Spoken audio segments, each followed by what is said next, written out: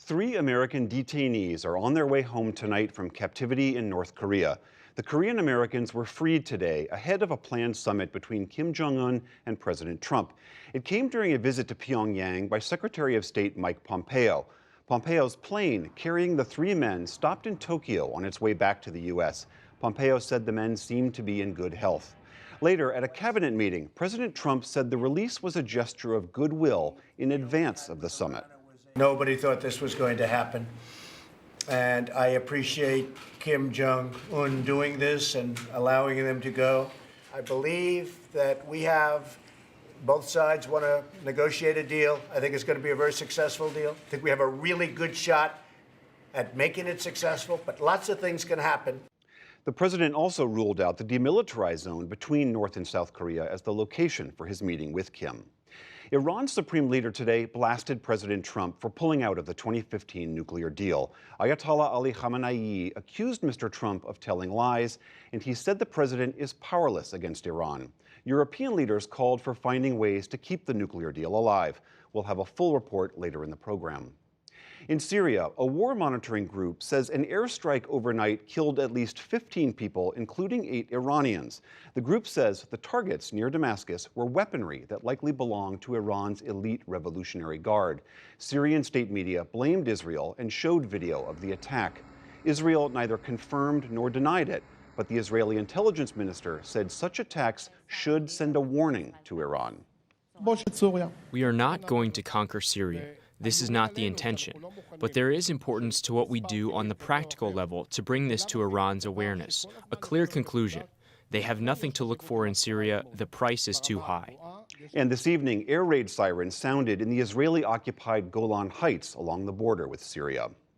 Russia staged its annual World War II victory parade today with President Vladimir Putin and an array of new weapons. Tanks and other military hardware rolled through Red Square, along with thousands of troops. Warplanes flew overhead, some carrying a hypersonic missile that Putin has described as invincible. Israeli Prime Minister Benjamin Netanyahu was also there for a meeting with Putin.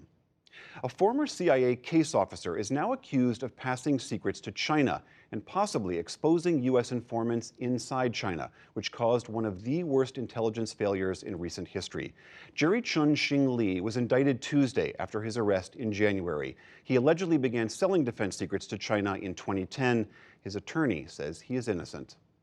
President Trump today hailed the results of Tuesday's Republican primaries.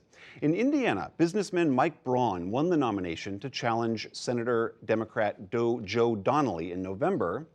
In West Virginia, State Attorney General Patrick Morrisey will face Democratic Senator Joe Manchin. Morrisey beat former convict Don Blankenship, whom the president had criticized days before the election. I'd also like to recognize President Trump for weighing in this race.